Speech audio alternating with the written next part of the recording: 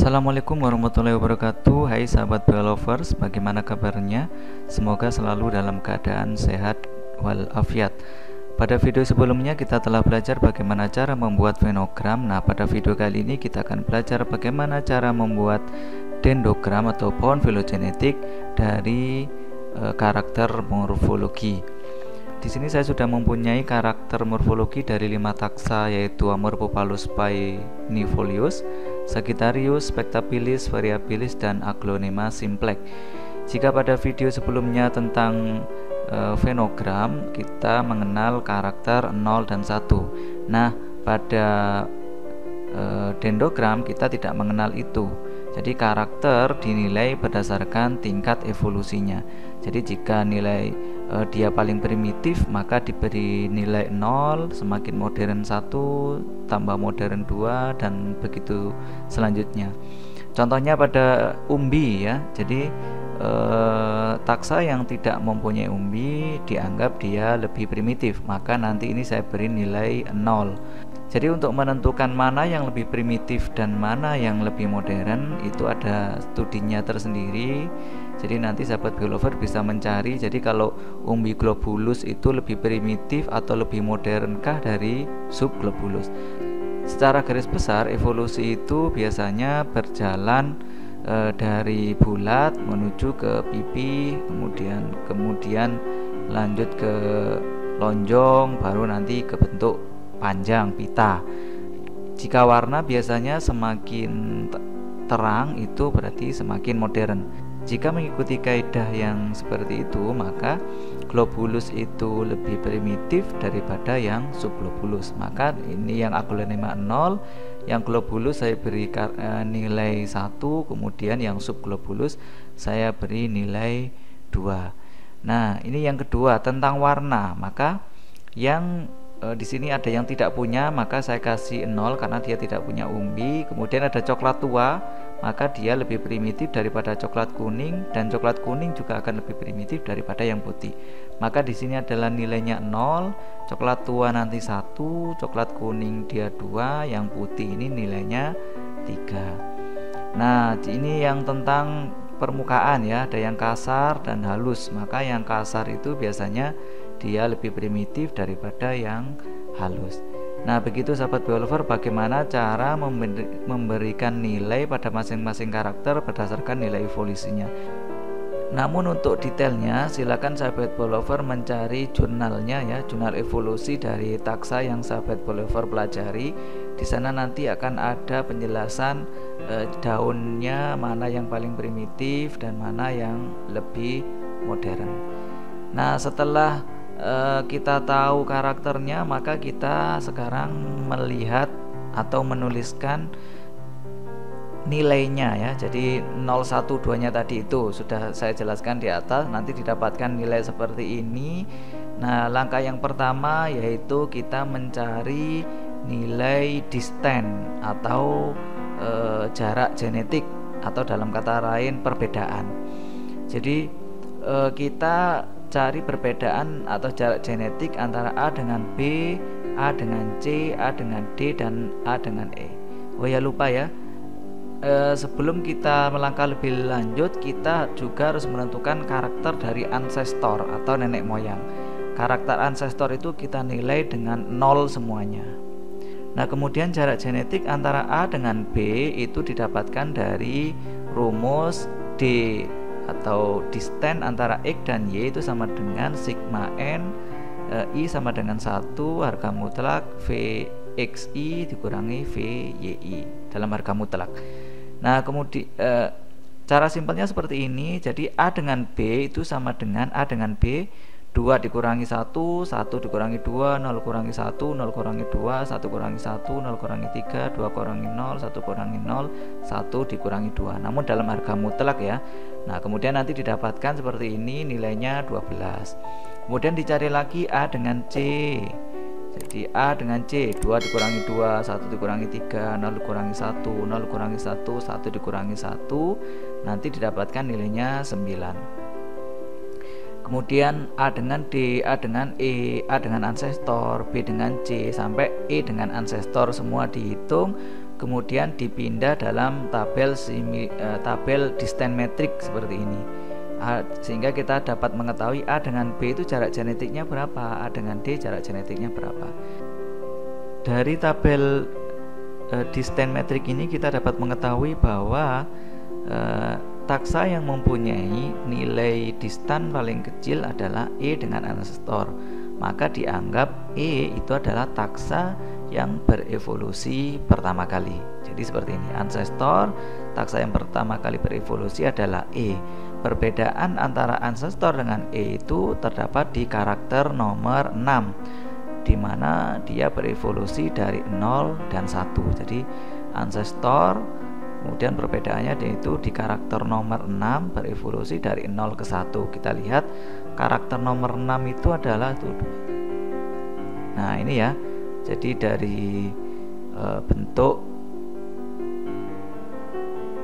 sepata ya, dari bentuk sepatanya dia berevolusi dari 0 menuju ke 1. Nah, sekarang taksa yang belum ditempatkan yaitu selain E, yaitu A, B, C, dan D. Maka kemungkinan taksa tersebut berada di antara E dan ancestor, di mana titik percabangannya itu dinamakan dengan HTU atau Hypothetical Taxon Unit. Nah, sekarang kita akan menghitung takson A, B, C, dan D itu berapa jarak ke HTU. Nanti jarak yang terkecil, jarak yang paling kecil itu dianggap dia yang berevolusi dari HTU ini. Nah, rumus yang digunakan yaitu ini ya. Jadi distance antara X dan HTU1 sama dengan D XY ditambah N D ancestor dikurangi DY ke ancestor dibagi 2. Cara gampangnya seperti ini.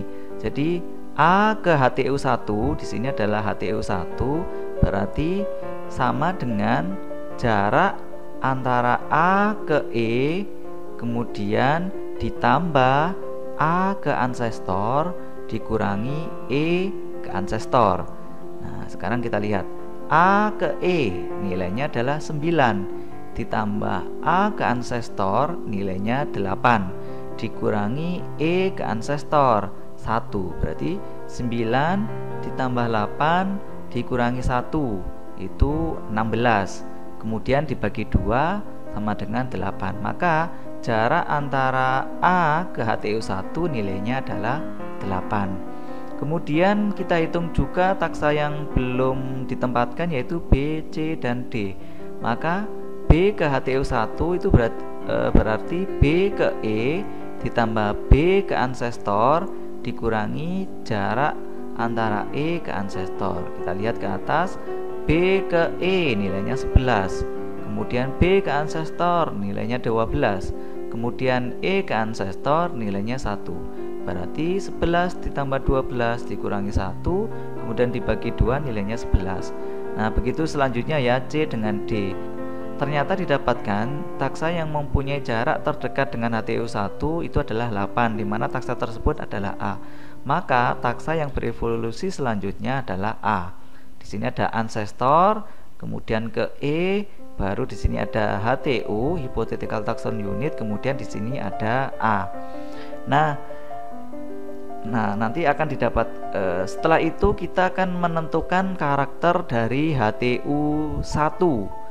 Karakter HTU1 itu didapatkan dari karakter yang paling terbanyak antara 3 karakter yang mengelilingi HTU1. Di sini adalah ancestor, A, dan E. Nah, di sini ya, HTU1. HTU1 itu didapatkan dari A, E, dan ancestor. Di sini ada A, saya beri warna, kemudian E, kemudian di sini ada ancestor. Di sini kan A karakternya 2, ini 0, ini 0. Maka karakter yang paling banyak adalah 0. Maka kita beri karakter HTU1 0. Kemudian ada 1, 0, 0 paling banyak 0, 0, 0, 0 paling banyak 0, 0, 0, 0 paling banyak 0. Nah, ini 1, 0, 0 paling banyak 0 ya. 0, 1, 0 paling banyak 0. Nah, nanti jika ada karakter yang tengah-tengah, contohnya 0, 1, 2, maka yang dipilih adalah 1 ya. Namun jika itu tidak ada, maka yang dipilih adalah karakter yang paling banyak. 2, 0, 0, di sini 0, 1, 0, 0, 0, 0. Maka karakter HTU1 adalah 0, 0, 0 ya, semua 0. Nah, sekarang kita hitung lagi jarak antara A dengan HTU1, B dengan HTU1, C dengan HTU1, D dengan HTU1, E dengan HTU1. Nah, kita dapatkan seperti ini, kita tuliskan dalam metrik distance metrik seperti ini. Taksa yang belum ditempatkan ialah B, C, D. Maka kemungkinannya B, C, D itu ada di sini. Kemudian di sini antara A dan HTU1 atau antara ancestor dan HTU1. Nah, titik-titik kemungkinan ini kita tentukan ya. Contohnya jika antara E dan HTU1, maka kita tulis HTU2 ke 1. Kemudian antara A dan HTU1, HTU2 kedua. Antara ancestor dan HTU1 itu adalah HTU2 ketiga. Nah, selanjutnya kita hitung jarak antara BCD dengan HTU2 ke 1, BCD dengan HTU2 kedua, BCD dengan HTU2 ketiga. Dengan rumus yang sama seperti di atas tadi ya, yaitu B dengan HTU21 berarti kan ada di sini. Maka B dengan E ditambah B dengan HTU1 dikurangi E dengan HTU1 dibagi 2 didapatkan 11. Kemudian C dengan HTU2 absen 1 yang ada di sini ya. Maka C dengan E ditambah C dengan HTU1 dikurangi E dengan HTU1 didapatkan 12. Begitu seterusnya, BCD, B dengan A, B dengan HTU1 dikurangi A dengan HTU1. Jika nanti di yang kesini di HTU2 absen 3, maka B dengan HTU1 dikurangi ditambah B dengan ancestor dikurangi HTU1 dengan ancestor. Nah, didapatkan nilai seperti ini. Ternyata taksa yang paling dekat dengan HTU2 yaitu B dengan HTU2 absen 2. Berarti ada di sini. Maka taksa yang selanjutnya maka taksa yang ditempatkan selanjutnya adalah B. Dapatkan gambar seperti ini, B. Nah, selanjutnya taksa yang belum ditempatkan adalah C dan D. Maka kemungkinannya semakin banyak. C dan D itu bisa di sini antara ancestor dengan HTU1, atau di sini E dengan HTU1, atau antara HTU1 dan HTU2, atau HTU2 dengan B, atau antara HTU2 dengan A, atau antara ancestor dengan HTU1. Nah, sebelum menghitung CD dengan HTU2 nanti masing-masing nilainya berapa, maka kita tentukan dulu karakter dari HTU2. Jadi di sini HTU2 ini ya, karakter dari HTU2 di sini. Nah, HTU2 tadi itu dia berada di antara A, B, dan HTU1. Dia berada antara A, B, dan HTU1 ya. Dari antara A, B, dan HTU1. Nah, kita lihat 2, 1, 0. Maka ada di sini ada nilai 0, ada nilai 1 dan 2 ya. Maka yang dipilih yang tengah-tengah, maka nilainya 1. Kemudian ada 0, 1, 2 dipilih 1, 0, 0, 0, 0, 0, 1 ya, paling banyak 0. Kemudian 0, 2, 0 paling banyak 0, 1, 1, 0 paling banyak 1, 0, 3, 0 paling banyak 0. Nah, jadi 0, 0, 0 ya, ini adalah karakter dari HTU2. Kemudian kita hitung lagi nilai antara A dengan HTU2 berapa, B dengan HTU2 berapa, didapatkan nilai seperti ini. Nah, selanjutnya taksa yang belum ditempatkan tadi adalah C dengan D ya. Dimana kemungkinannya ada 5 ya, ada di sini antara E dan HTU1, ancestor dengan HTU1, HTU1 dan HTU2, HTU2 dan A dan HTU2 dan B. Nah, masing-masing kita beri tanda ya. Jika antara E dengan HTU1 itu kita anggap HTU3 absen 1. Maka menghitungnya jarak antara C dengan HTU3 absen 1 itu adalah C dengan E ditambah C dengan HTU1 dikurangi E dengan HTU1 dibagi 2. Nah, yang D bagaimana?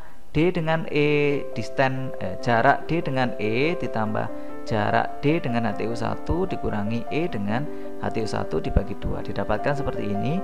Nah, ternyata setelah dihitung semuanya, taksa yang paling dekat dengan HTU3 itu adalah C dengan nilai 4. Maka taksa yang ditempatkan selanjutnya adalah C. Ya, dia dengan HTU3 absen 2. Kita tadi menentukan HTU3 absen 2-nya dari sini ya, antara B dengan HTU2. Antara B dengan HTU2 ya di sini ya. Jadi C kita tempatkan di sini. Nah, yang terakhir taksa yang belum ditempatkan adalah D. Maka kemungkinannya semakin banyak. D itu bisa di sini antara ancestor dengan HTU1, bisa di E dengan HTU1, dengan HTU2 dan B, atau HTU3 dengan B, ada HTU3 dengan C, kemudian ada HTU2 dengan A. Itu semakin banyak ya nanti sahabat biolover. Jadi kemungkinannya semakin banyak ya. Nah, sebelum kita mengetahui jarak antara D dengan HTU4, kita terlebih dahulu menentukan karakter dari HTU3 ya. Jadi, karena nanti ketika kita menghitung yang di sini itu kita membutuhkan karakter dari HTU3. Sama seperti yang tadi, HTU3 itu dia antara B, C dan HTU2. Kita lihat nanti karakter yang paling banyak ya, BC ya, BC dan HTU2. Jadi antara BC di sini dan HTU2. 1, 2, 1 yang paling banyak 1, 2, 3, 1, maka yang dipilih yang paling tengah.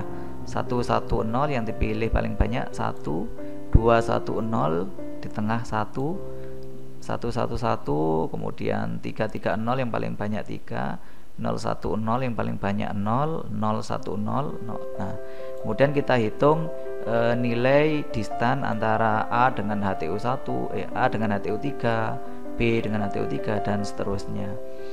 Nah, kita sekarang taksa yang terakhir yaitu D. Kemungkinannya tadi ada 7 ya. Nah, kita hitung jika D dengan HTU4 yang ke-1 itu contohnya saya tempatkan di sini ya, HTU4 ke-1 itu berarti kita hitung D dengan HTU1 ditambah distan antara D dengan ancestor dikurangi HTU1 dengan ancestor, didapatkan nilai 16. Yang D HTU42 ada di sini, berarti D dengan HTU2 ditambah D dengan HTU1 dikurangi HTU2 dengan HTU1, didapatkan 13. Nah, ternyata yang paling sedikit itu adalah D dengan HTU4 yang kelima dengan nilai 5. HTU4 yang kelima dari mana tadi? Nah, dari sini. Berarti antara C dengan HTU3. Maka taksa D tersebut berada di sini. Nah, begitu sahabat Belovers. Jadi jika kita runut, jadi ada ancestor, kemudian dia berevolusi menjadi E itu Aglaonema, baru dia di sini ada kelompok dari Amurpupalus, yaitu ada Amurpupalus Sagittarius, kemudian ada B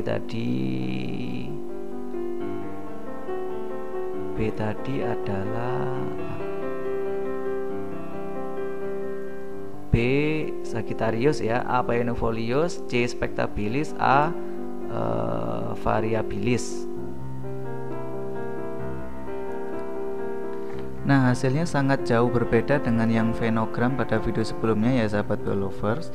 Jika pada video sebelumnya E atau Aglaonema ini dia berkerabat dekat atau mempunyai nilai similaritas paling tinggi dengan B atau Sagittarius. Namun di dendrogramnya dia berbeda. Jadi kelompok aglonema sendiri, kemudian di sini ada kelompok dari Amorphopalus. Nah, demikian sahabat biolover, bagaimana cara mudah membuat dendrogram atau pohon filogenetik menggunakan karakter morfologi secara manual. Nah, silakan share video ini ke sahabat biolovers yang lainnya. Terima kasih.